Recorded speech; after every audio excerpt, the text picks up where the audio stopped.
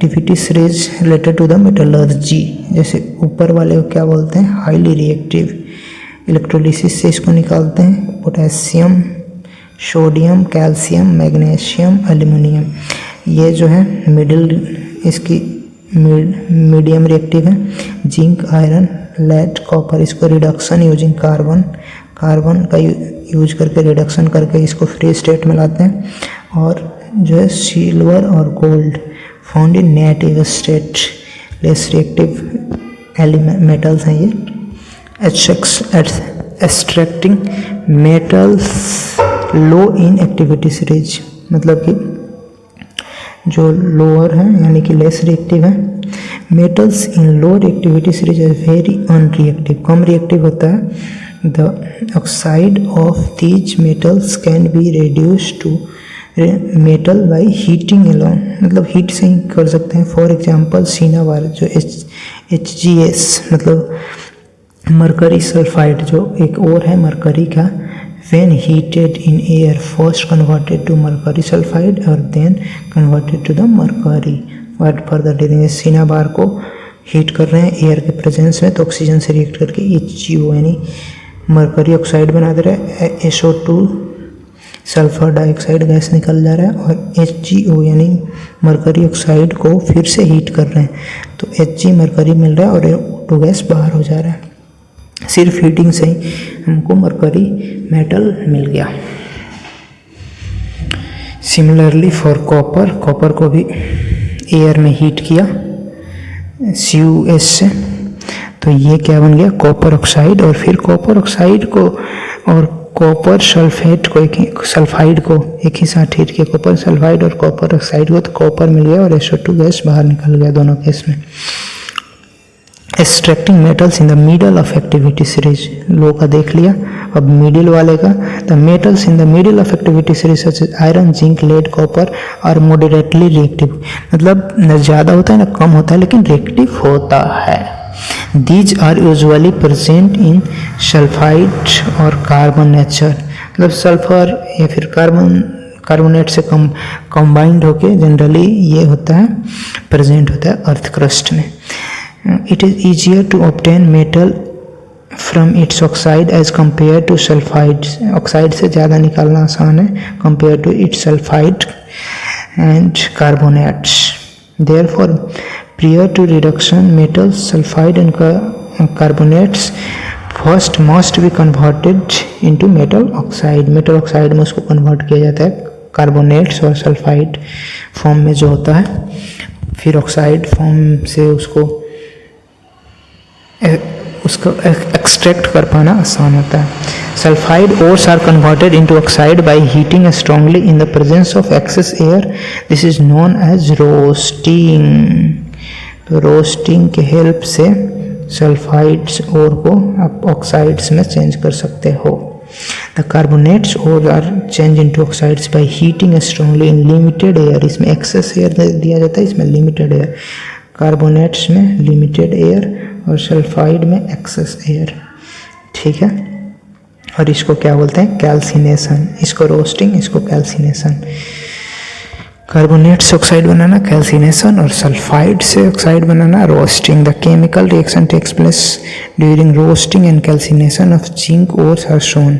Zinc ore में तो सबसे पहले ऊपर में क्या हो रहा है, रोस्टिंग, नीचे में क्या हो रहा है, कैल्सिनेशन। ये रोस्टिंग के एग्जांपल, कैल्सिनेशन का सल्फाइड है, जिंक सल्फाइड, इसको एक्सेस ऑफ एयर में हीट कर रहे हैं तो जिंक ऑक्साइड बन रहा है और SO2 गैस बाहर निकल रहा है। ये क्या है, जिंक का कार्बोनेट फॉर्म है, तो ये हीट किया जा रहा है इन लिमिटेड एयर, तो ये ZnO मतलब जिंक का ऑक्साइड बन जा रहा है और CO2 गैस बाहर निकल जा रहा है, ठीक है। जैसे आपने दोनों केसेस में देखा, जिंक ऑक्साइड बन जा रहा है सल्फाइड से भी और कार्बोनेट से भी। अब जिंक ऑक्साइड से जिंक एटम हमें एक्सट्रैक्ट करना है, तो जिंक ऑक्साइड से जिंक ऑक्साइड को हमने क्या किया, कार्बन से रिड्यूस करवा दिया, तो फिर ये क्या हुआ, Zn मेटल मिल गया और CO गैस यानी कि कार्बन मोनोऑक्साइड बाहर निकल गया। तो इससे इस तरीके से जो मीडियम रिएक्टिव एलिमेंट्स हैं उनके सल्फाइड और कार्बोनेट्स को सबसे पहले ऑक्साइड में चेंज करेंगे, फिर उनको कार्बन से रिड्यूस करवा देंगे, तो क्या होगा, मेटल्स में कन्वर्ट हो जाएगा और जो गैस कार्बन मोनोऑक्साइड या फिर जो भी है बाहर निकल जाएगा।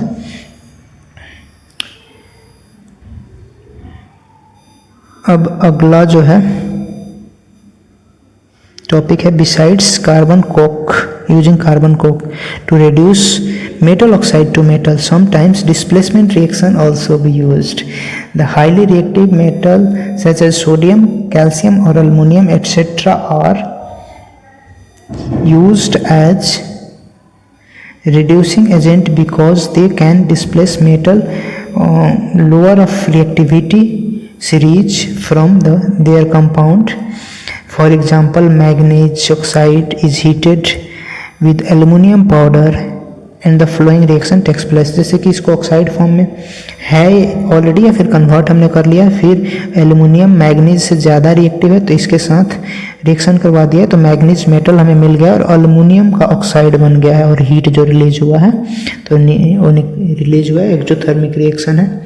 तो the displacement reaction are highly exothermic है, डिस्प्लेसमेंट रिएक्शन का एक एग्जाम्पल भी हो गया और इससे मेटल भी मिल जा रहा है तो ये हाईली एक्सोथर्मिक रिएक्शन है और amount of heat evolve is so large, ठीक है, और so large that metals produce in the molten state. In fact reaction of iron 3 with iron 3 जैसे कि इसको बोलते हैं Fe2O3 with aluminium is use to join railway tracks, cracked machine parts और reaction is known as thermite reaction, ठीक है।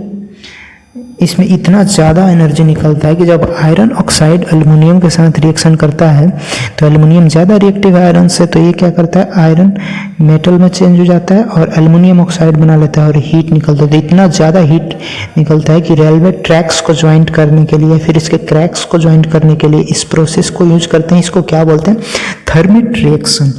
Thermite reaction से railway tracks generally, मतलब ये तो बहुत ही इंपॉर्टेंट है रेलवे ट्रैक्स को ज्वाइन करने के लिए, और ये जो रिएक्शन है आपको 11th-12th में भी पढ़ने को मिलेगा और आप इंजीनियरिंग करोगे तो ये तो पूरी चैप्टर आपको मिलेगी थर्मिट रिएक्शन की, इसकी यूजेज, इसकी टाइप्स, किस टाइप से होता है उसका रिएक्शन, इसमें कौन कौन सा इन्वॉल्व होता है। तो ये जो रिएक्शन है आपको बहुत इंपॉर्टेंट है, याद रखना है। Fe2O3 एल्यूमिनियम के साथ रिएक्शन करके Fe में चेंज हो जाता है, Al2O3 में चेंज हो जाता है, एल्यूमिनियम का ऑक्साइड बन जाता है। नेक्स्ट टॉपिक है extracting metal towards the top of activity series. Lower का देख लिया, मिडिल का देख लिया, अब टॉप में देखेंगे एक्टिविटी सीरीज में। जो टॉप में, the metals high up in activity series are very reactive. They cannot be obtained from their compounds by heating with carbon.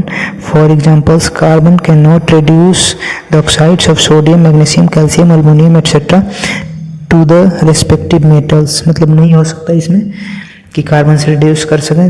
This is because these metals have no affinity for oxygen than carbon, मतलब इसका affinity oxygen की तरफ ज़्यादा होता है। These metals are obtained by electrolytic reduction. For example sodium, magnesium, calcium are obtained by electrolysis of molten chlorides of their molten chlorides. The metals are deposited at cathode negatively charged, electrode को cathode बोलते हैं। Whereas chlorine is liberated, जो chlorine है वो बाहर निकल जाता है। At the anode the positively charge, anode को पॉजिटिव चार्ज, जो पॉजिटिवली चार्ज रॉड होता है उसको एनोड बोलते हैं, जो नेगेटिवली चार्ज होता है उसको कैथोड बोलते हैं, ठीक है। रिएक्शन इन्वॉल्व्ड इज, कैथोड के पास क्या होगा, जो हमारे पास मेटल होगा जैसे कि सोडियम, तो एक इलेक्ट्रॉन लेके सोडियम में चेंज हो जाएगा, और एनोड पे क्या होगा जो कि नेगेटिवली चार्ज होगा, तो Cl2 और 2 इलेक्ट्रॉन